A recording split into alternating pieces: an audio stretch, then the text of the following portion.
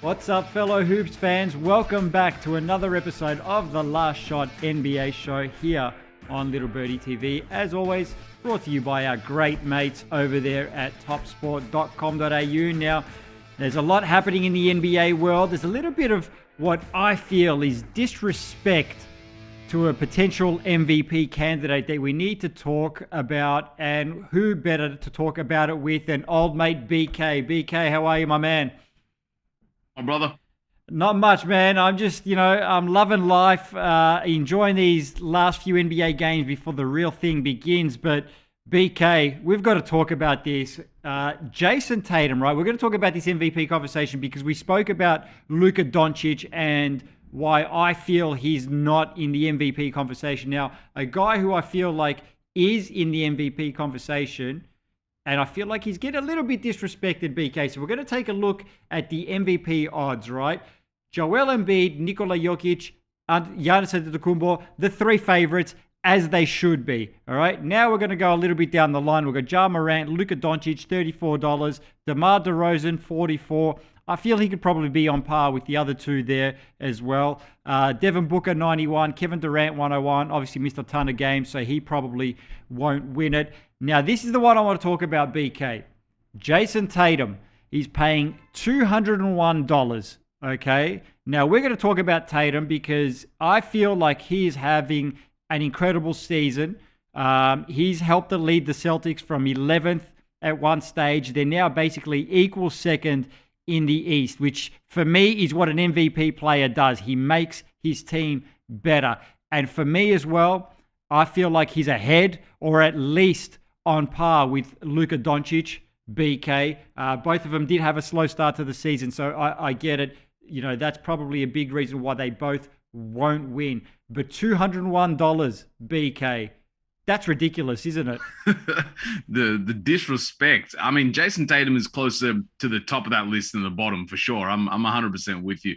And you can make the argument against Doncic and Tatum that Tatum has a better team or he has better teammates around him. But what the Celtics have done this season isn't possible without Jayson Tatum. I know their defense has been a big part of why they've been able to climb up the standings, but Tatum's ability to score the ball and get them out of so many situations, he's been huge for them. He is the main reason why they are where they are. He's been really, really impressive. I think he's going to be All-NBA second team this season. He's been among the best forwards in the NBA this year. And as you said, it was a slow start, but if you look at what he's done, not just this month, but over the sort of past 3 or 4 months, he's been awesome. His numbers in their last 10 games, 34 a night, 53% and 45 from three-point. This guy's been so efficient, which has kind of been the issue for him, was efficiency and consistency. He seems to have really ironed that out this season, and he's still quite young, but he really looks like the player he's going to be for a long time. No, absolutely. Look, you mentioned those points, right? And I'm just going to read out his season averages as well. He's averaging 27 points, 8.2 rebounds, 4.3 assists, and he's doing it all on 45, 35, 85 shooting splits, right? Now, when we're talking about the MVP argument again, I don't think he wins it. And, he's having a great season. He's not having a better season than those top three, Embiid, Jokic, and Antetokounmpo, all right? But to have him at $201 for me, that is absurd. Like I said, he's definitely on par at least with Ja Morant, Luka Doncic, and DeMar DeRozan in that sort of, level right there. And again, for me, when it comes down to a most valuable player, I always look back to the argument of, if you take this guy off this team, how good would the Celtics be? And if you take Jayson Tatum off that team, now we've talked about the defense. Yes, that's gotten them to, a certain point as well. If you take Jayson Tatum off that team, the Celtics are nowhere near as good as what they are right now. They're definitely not top 4 without Jayson Tatum. Oh, 100%. And you notice it more when he's in those elite one-on-one matchups, when he comes up against Kevin Durant and drops 50, when he comes up against those elite small forwards in the league. He doesn't just hold his own. Like, he's going at dudes and piling up points. I've really enjoyed watching Tatum and the Celtics this season. And credit to Ime Udoka, the head coach, when he took over, this was a team in disarray. They were not looking like they were trying to do nothing this season. But the way that they've turned things around and kind of looked at Jayson Tatum as the guy on the team. Jaylen Brown's been incredible for them as well, especially since he came back from injury. But really, Tatum has kind of risen to that level where we've always known he was the guy on the Celtics, but he's doing it every single night. So you got to give the coaching staff a ton of credit for putting him in that position, but also for him, to come out and be able to compete every single night and have his team, right near the top of the Eastern Conference. This is a team I don't think anybody wants to see in the postseason because they play defense at an incredibly high level. They're the best defense in the league. And then you have a guy like Tatum who can seemingly hit any shot he wants. Like that's a dangerous combination. No, you're absolutely right. No one wants to play these Boston Celtics in the playoffs. And obviously, depending on the matchups, I mean, they could go pretty far. And look, I'm man enough to admit, and not for the first time, I have been wrong this season. We spoke about it earlier in the year. I wasn't sure if Ime Udoka was the guy to get when they were in that rut. And I remember saying I wasn't sure if Ime Udoka was the guy to get the Boston Celtics out of that rut. But he has been so far. Credit to him. Obviously, it helps when you've got guys like Tatum and Brown on your squad as well. So we'll see how far the Celtics can go. BK, moving on, we're going to talk a little bit more about Zion Williamson and Damian Lillard. Now, they're both pretty much not going to be playing this season. They won't be returning with only about 10 or so games left for both of those teams. My question for you, though, BK, is out of those two players, which one is more likely to be with their respective team when next season tips off? I think it's got to be Zion. I mean, and not so much because I don't think Zion is still pushing to get out of there. But the Damian Lillard trade does make the most sense for the Portland Trail Blazers. I mean, their MO right now is getting as much salary off the books as possible. We saw that with the CJ McCollum trade. And for Damian Lillard, I mean, if they weren't going to win a championship with the teams that they've had around him in the past, this isn't the team that's going to do it for him. So for them, they've kind of transitioned into that younger roster. They got rid of like Norm Powell's contract, Covington, McCollum. And I mean, are you going to do all that and then turn around and pay Dame $50 million a season? Like that to me just doesn't seem like the move for the Blazers. As much as he loves Portland, as much as the city of Portland loves him, he is 32 years old. It kind of just does seem like the time is now if you are going to cash in on Damian Lillard and really kind of pivot to that next phase of this roster. It's got to be in this offseason. And I don't think he's going to be short of many suitors. Damian Lillard can still go at a very, very high level. Yeah, the only team that's giving him $50 million a season right now is the New York Knicks. Yeah, man. You think you got Chelsea Carter? Come on. I'm with you, though. I don't think Damian Lillard will be on the Portland Trail Blazers next season. As far as Zion, I think the Pelicans want to see what they've got with a healthy Zion, CJ McCollum, and Brandon Ingram. So I don't think they're going to be making any radical moves as far as getting rid of him, unless it's like some Godfather offer that they can't refuse, which I don't think is coming in for Zion right now. Because I think, we've spoken about it before as well. The Pelicans have got a nice little squad over there. And then when you add in Zion, there could be something special brewing. Now, whether he wants to be there or not is a different, question in itself. Whether he stays there long term, again, that's another question in itself. But as far as next season, I think the Pelicans want to see what they've got with a really fully healthy squad. They could be quite interesting next year. Yeah, and they do have time on their side. He's still under contract for a couple more seasons. And say he wants to go with the nuclear option, taking the qualifying offer and then becoming an unrestricted free agent. I mean, that's a dangerous move. We haven't seen anyone do that, a player of Zion's caliber. But I think, they have to give it a shot and see what they've got there, because when you put Zion out on the floor with this team, like this is a good team. Like CJ McCollum is very good. Valanciunas is a very good player. Ingram, has been an all-star. Like this is a talented team. But if you add Zion back into the mix there, I think the Pelicans might really have something there. And for them, I think, Zion will want to see what he's like when he comes back from injury. The guy hasn't played in quite some time. So if that is, at the start of next season, things could be going pretty well, from the jump with this team, and all things could be rosy, and Zion signs that extension, which is probably more likely, but I think they still just have to see what they have there, because they don't know what this team is yet, because they haven't had Zion as currently constructed.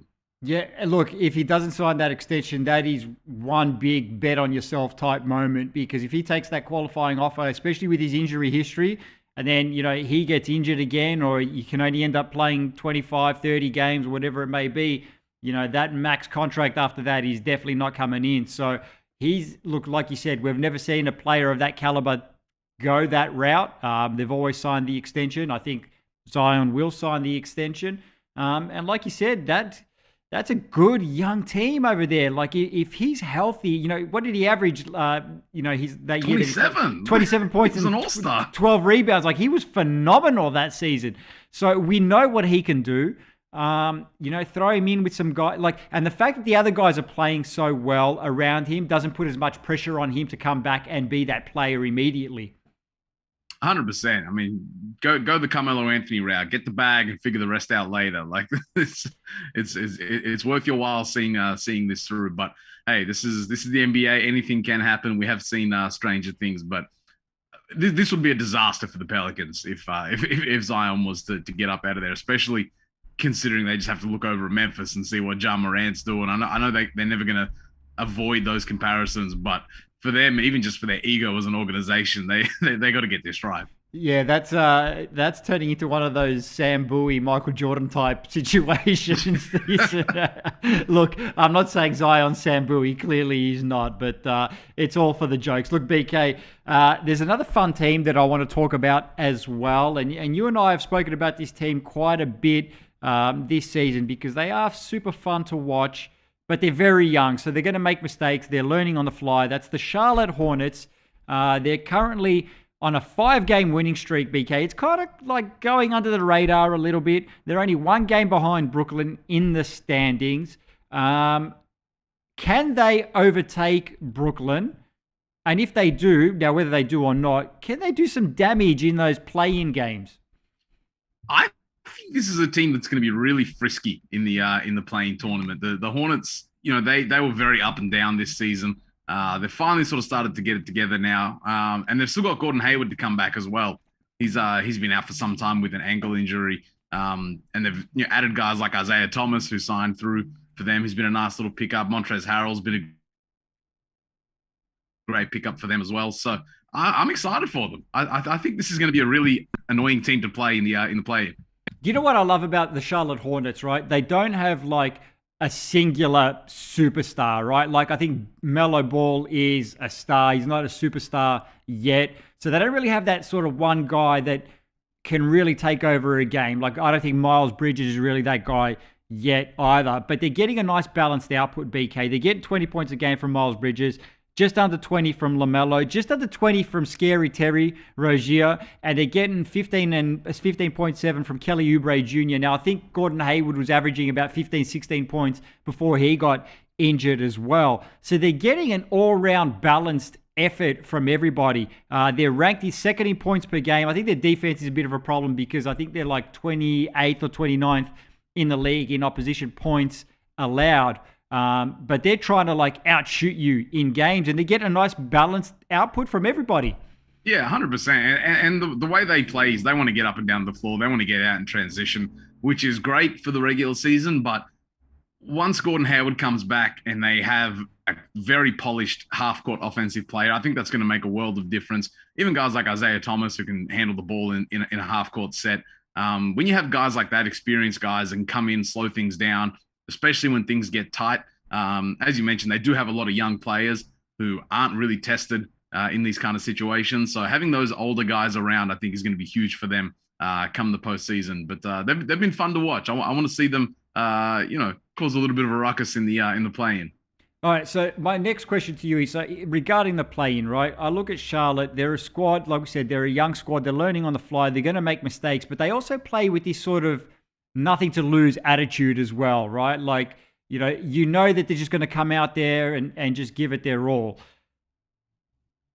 Could they, in a one-off game against Brooklyn or whoever it may be, in a one-off game, Could they pull off an upset?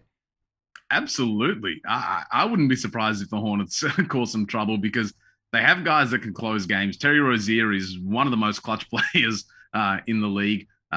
We've seen LaMelo Ball hit a game winner just yesterday. This is a team that plays with that. We're not just happy to be here. Like they do have nothing to lose because no one's expecting the Hornets, to make a run. But they have so many young players that haven't been there. That almost kind of works in your advantage because they don't really know what's at stake. So they just go out there and play freely. So I wouldn't be surprised. They're in the 9th spot at the moment. They're one game back of the Nets. So I would back them to win that 9-10 game. And then who knows if it's just one game. It's just one game.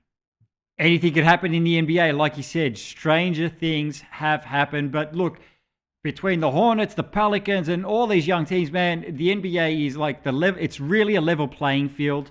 Anybody on any given night can beat any team. So it's all fun to watch. BK, we've got 4 games on the schedule today. We're going to take a look at these real quick, and then we're getting out of here. We're going to start off with the Golden State Warriors and my favorite team, the Orlando Magic. The Golden State Warriors are $1.32 favorites. The Orlando Magic, $3.60. Line is at 7.5. Total is at 215. This one's live on NBA League Pass. BK, you know what? As much as I've bagged the Orlando Magic, this game is crucial for the Golden State Warriors because they've already lost a couple in a row. They can't afford to drop another one. And look, Orlando, again, like I said, any team on any given night can beat anybody. The Warriors can't afford to lose pace with the Memphis Grizzlies. They're already 1.5 games back of the Grizzlies right now. So Moses Moody, Andrew Wiggins, both listed as day-to-day. GP2 is back for Golden State Warriors. No Jalen Suggs for Orlando. Who do you like, BK? Well, I mean, I told you the Warriors were going to lose the other day, but I don't think they're going to lose this game. You're right, just because they can't afford to lose much more ground. But I think they're just still going to have too much for the Orlando Magic. I'm picking them to win this game. Who you got? Yeah, look, you were right the other day. I'm going with Golden State. I think I said this the other day. I thought they had too much for the Spurs, and I was wrong. But they're definitely going to have too much for the Orlando Magic. I just don't see Orlando winning this one today. Next game up on the schedule, we've got the Atlanta Hawks and the New York Knicks. And I was right. I picked the Knicks last week. I picked against them, and they didn't win, actually. So the Atlanta Hawks favorites today, $1.63. New York Knicks, $2.38. Lines at 3. Total is at 226, live on ESPN. Both these teams coming off a loss, actually. Atlanta is pretty bad on the road. They're just 12-22. But guess what? The Knicks are bad at home as well. They're 15-20 at Madison Square Garden. Hawks need a win to keep pace with the Charlotte Hornets. They're a game and a half back of the Charlotte Hornets. No Lou Williams. Bogdan Bogdanovic is questionable. No Nerlens Noel for the Knicks. BK. I think the Hawks get it done at Madison Square Garden, and that's not me trying reverse psychology tactics again. I just think Atlanta's a better team than New York right now. Hey, Trae Young in the Garden. That's going to be a show. I'm not betting against the Hawks in that situation. Yeah, I'm not going to be chanting Trae Young's balding at the TV. I'm not betting against Atlanta today. Next game on the schedule. Now, this is the best matchup of today, and this is the one that's probably got the most playoff implications. The Chicago Bulls, Milwaukee Bucks. Bucks $1.32 favorites. The Bulls $3.60. Lines at -7.5. Total 233.5, live on League Pass. Bucks are tied with Philadelphia and Boston. They're all 2.5 games back of Miami in first. Bulls are 2 games back of that group as well. So every game counts for both of these squads this year. At this time of year. Bulls are playing the second night of a back-to-back following the win over the Raptors yesterday. They're trying to get back into the top 4. Trying to get Lonzo Ball back before the end of the season. That doesn't look likely. Now, big for the Bucks today is that there's no Chris Middleton, and Giannis is probable with a knee concern. Now, if those two don't play, I think Chicago easily, to be perfectly honest, even if Giannis plays, even if Chicago are on the second night of a back-to-back, I like Chicago in this one here. Yeah, I don't think that's crazy, especially if Giannis is out. That's a no-brainer. But even without Chris Middleton, if Giannis does play, I'll probably still roll with the Bucks. You're going with the Bucks. All right, there you go. I like the pending Giannis's availability. Yeah. Look, if Giannis is out, definitely I don't think the Bucks have a chance. If it's just Middleton, I still like Chicago to go into Milwaukee and get a win. All right, last game we're taking a look at here. We've got the Clippers and the Denver Nuggets. Nuggets, $1.38 favorites. Los Angeles Clippers, $3.20. Lines at -6.5. Total is at 222.5. Live on ESPN as well. BK, the Nuggets, they're back in the sixth, despite not playing yesterday, thanks to the Timberwolves loss. The Nuggets have lost 2 in a row. So ideally, they want to create some space between themselves and Minnesota by getting a win today. Clippers are secure in that 8th spot. They're 6 games behind Minnesota, 4.5 in front of the Lakers, who are in 9th. So I think they're pretty secure. I don't see them. They're definitely not going up, and I don't see them dropping back below the Lakers before the end of the season. Jermichael Green is probable for this game with a left hip contusion, BK. I think Denver at home is just going to be too much for the Clippers.